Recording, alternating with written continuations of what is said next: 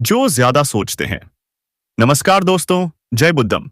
अगर इस चैनल में नए हैं तो चैनल को जल्दी से सब्सक्राइब करें और वीडियो को लाइक करें। आज हम आपके लिए लेकर आए हैं एक अत्यंत मार्मिक और शिक्षाप्रद कहानी। जो ज्यादा सोचते हैं ये हैं।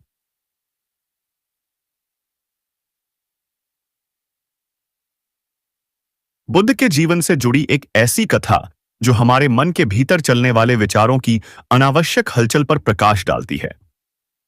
यह कहानी उन सभी के लिए है जो हर बात पर जरूरत से ज्यादा सोचते हैं, जिनके मन में हर समय विचारों का तूफान चलता रहता है, जो किसी निर्णय को लेने से पहले ही हजारों परिणामों की कल्पना कर बैठते हैं और फिर उस सोच के बोझ से दबकर कुछ भी नहीं कर पाते।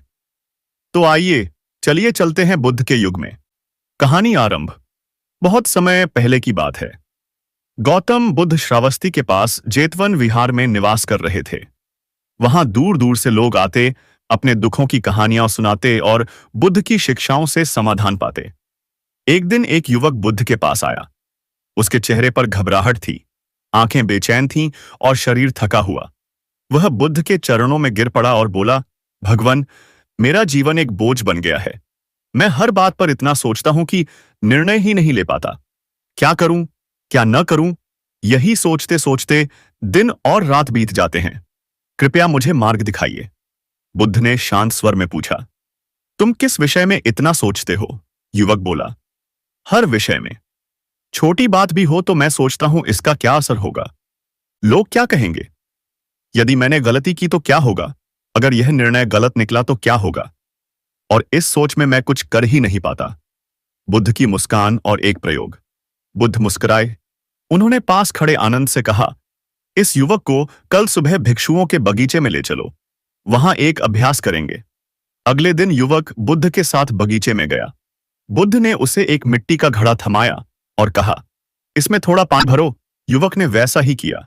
बुद्ध बोले, अब इस घड़े को अपने सिर पर रखकर बगीचे की परिक्रमा करो, लेकिन एक बात याद रखना, तुम्हें यह सोचते रहना है कि घड़ा गिरे नहीं, पानी छलके नहीं, और यदि किसी ने तुम्हें देखा तो क्या सोचेगा। युवक ने कहा, यह तो बहुत कठिन है भगवान। बुद्ध मुस्कुराए। तुम यही तो करते हो, हर दिन एक एक पल में इतने विचारों को सिर पर उठाए रहते हो कि जीवन की सरलता खो देते हो। चलो शुरू करो। मन की चालाकी और बुद्ध का रहस्य। युवक धीरे धीरे चलने लगा। कुछ ही देर में उसका ध्यान बार बार इस बात पर जा रहा था कि कोई उसे देख रहा है या नहीं। फिर उसे चिंता होने लगी कि अगर पानी छलक गया तो बुद्ध क्या सोचेंगे, और अंततः उसका ध्यान इतना बंट गया कि घड़ा हाथ से गिर गया और सारा पानी बह गया। वह लज्जित होकर बुद्ध के पास आया। बुद्ध ने पूछा, क्यों गिरा घड़ा? युवक बोला, भगवान, मैं कई बातों को एक साथ सोच रहा था। मैं ध्यान नहीं रख पाया कि मुझे सबसे पहले क्या करना है। बुद्ध बोले, ठीक यही होता है जब हम बहुत सोचते हैं। हमारी ऊर्जा क्रिया में नहीं, चिंता में लग जाती है। विचारों का काम है दिशा देना, न कि हमें जड़ बना देना। एक और दृष्टांत। बुद्ध ने एक और दृष्टांत सुनाया। मान लो किसी व्यक्ति को नदी पार करनी है। उसके पास नाव है, लेकिन वह सोचने लगता है, क्या यह नाव मजबूत है, कहीं बीच में डूब न जाए? अगर मैंने इस पार पैर रखा और संतुलन बिगड़ा तो? और वह दिन भर सोचता रहता है, लेकिन नदी नहीं पार करता।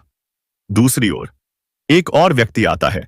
वह नाव देखता है, संतुलन बनाता है, सावधानी रखता है और नदी पार कर जाता है। बुद्ध बोले, जीवन भी इसी नदी की तरह है। ज्यादा सोचने वाला इंसान किनारे पर खड़ा रह जाता है, जबकि साधारण सोच वाला भी साहस करके पार कर जाता है। सवाल और उत्तर। युवक ने पूछा, तो क्या हमें सोचना नहीं चाहिए? बुद्ध बोले, सोचना चाहिए, लेकिन जितना जरूरी हो उतना ही। सोचने की आदत ठीक वैसी है जैसे नमक भोजन के लिए जरूरी है, पर अधिक हो गया तो स्वाद बिगड़ जाता है। ध्यान और समाधान। बुद्ध ने युवक को ध्यान का अभ्यास बताया।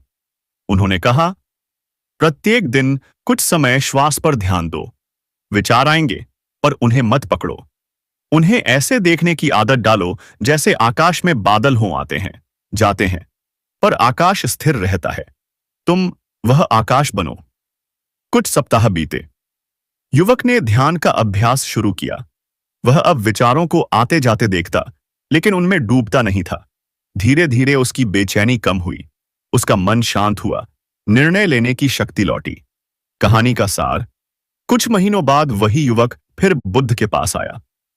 उसका चेहरा शांत था, चाल स्थिर थी और आंखों में आत्मविश्वास था। वह बोला, भगवान, अब मैं जान गया कि सोच वही सही है जो करुणा, साहस और समाधान की ओर ले जाए। बाकी सब मानसिक बोझ है। बुद्ध मुस्कुराए और बोले, मन को साधना ही सच्चा अभ्यास है। जो अपने विचारों को समझ लेता है वही जीवन को समझ पाता है। प्रिय दर्शकों, यह कहानी हमें यह सिखाती है कि सोच जरूरी है, लेकिन सोच की सीमा भी जरूरी है। यदि आप सोचते रहेंगे लेकिन करेंगे कुछ नहीं तो जीवन आपके हाथों से फिसलता रहेगा। गौतम बुद्ध ने जो सिखाया वह आज भी उतना ही प्रभावी है। ध्यान करो, संतुलन रखो और सोच को साधन बनाओ, बंधन नहीं। यदि आपको यह कहानी पसंद आई हो तो इसे जरूर शेयर कीजिए। और हां, खुद से एक वादा कीजिए, आज से आप जरूरत से ज्यादा नहीं सोचेंगे, बल्कि उस सोच को कर्म में बदलेंगे। यही बुद्ध की सच्ची राह है। आगे वीडियो देखने के लिए चैनल को सब्सक्राइब करें और वीडियो को अंत तक देखिए। हमारा मन हमारे जीवन का शासक है। यही मन सुख देता है, यही मन दुख। अगर यह नियंत्रित है तो जीवन शांत है। अगर यह भटका हुआ है तो जीवन एक युद्ध भूमि बन जाता है। आज की कहानी गौतम बुद्ध की शिक्षाओं पर आधारित है। मन को नियंत्रण में रखना ही सच्चा अभ्यास है। इस कथा में हम जानेंगे कैसे एक व्याकुल, अस्थिर और दुखी युवक ने बुद्ध के मार्गदर्शन में अपने मन पर नियंत्रण पाकर जीवन का सच्चा अर्थ जाना। कहानी आरंभ। एक भटका हुआ युवक। प्राचीन मगध की बात है। एक युवक जिसका नाम शिवानंद था, जीवन से अत्यंत पीड़ित था। उसका मन हर समय परेशान रहता। उसे किसी बात में शांति नहीं मिलती थी। उसने बहुत कुछ हासिल किया, धन, यश, शिक्षा, सुंदर पत्नी, फिर भी वह दुखी ही रहा। उसके भीतर हमेशा द्वंद्व चलता। मैं कौन हूं? क्यों दुखी हूं? क्यों मेरा मन एक पल को भी स्थिर नहीं रहता? वह हर रात यही सोचता और सुबह बेचैन होकर उठता। एक दिन उसने निर्णय लिया कि वह उस महापुरुष की शरण में जाएगा जिसने राजमहल त्याग कर शांति पाई, भगवान बुद्ध। बुद्ध के समक्ष उपस्थित होना। शिवानंद श्रावस्ती पहुंचा। जेतवन विहार में बुद्ध का दर्शन हुआ। वह बुद्ध के चरणों में गिर पड़ा और रोते हुए बोला, भगवान, मेरा मन मुझे खा रहा है। यह एक जंगल की तरह है जिसमें हर दिशा से विचार, चिंता, लालसा, द्वेष और भय मुझे घेरते हैं। कृपा कर मुझे मुक्त कीजिए। बुद्ध ने शांत स्वर में पूछा, तुमने अपने मन को कभी सीधे देखा है? शिवानंद चौंका। देखा? मैं तो उसमें उलझा रहा हूं। बुद्ध मुस्कुराए। मन ही संसार है। इसे जैसे जैसे देखोगे वैसे वैसे जानोगे कि सच्चा अभ्यास मन को नियंत्रित करना ही है। चलो, मैं तुम्हें एक अभ्यास दूं। बुद्ध का पहला अभ्यास, विचारों की नदी। बुद्ध ने उसे पास के जंगल में एक छोटी नदी के किनारे भेजा। उसे निर्देश दिया गया, दिन भर इस नदी को देखना। जब भी कोई विचार आए उसे नदी की तरह बहने दो। कुछ मत पकड़ो, बस देखो। शिवानंद ने यह अभ्यास किया। पहले दिन विचारों की बाढ़ आई। यह व्यर्थ है।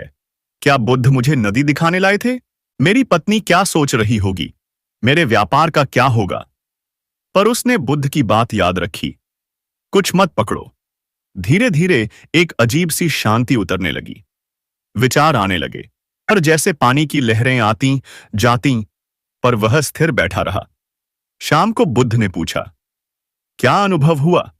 शिवानंद बोला, पहले दिन जैसे एक युद्ध था भीतर, पर अब जैसे भीतर एक दरिया है जिसे देखने वाला अलग है। बुद्ध बोले, तुम अपने मन के ऊपर नहीं हो, तुम मन को देख सकते हो। इसका मतलब तुम मन नहीं हो। यही दृष्टाभाव ही अभ्यास की शुरुआत है। बुद्ध का दूसरा अभ्यास, क्रोध की परीक्षा। कुछ दिन बाद बुद्ध ने उसे एक नगर भेजा। वहां उसे एक ऐसा व्यक्ति मिला जिसे बुद्ध जानबूझकर चुनते हैं, क्रोधित, कटु वाणी बोलने वाला। जैसे ही शिवानंद ने उसका कुशल पूछा, वह व्यक्ति चिल्लाया, अपशब्द कहे। शिवानंद पहले तो विचलित हुआ, पर फिर बैठ गया और अपने भीतर उठती भावनाओं को देखने लगा। क्रोध आ रहा है। यह मेरा क्रोध है। नहीं, यह केवल एक ऊर्जा है। मैं इसे देख सकता हूं।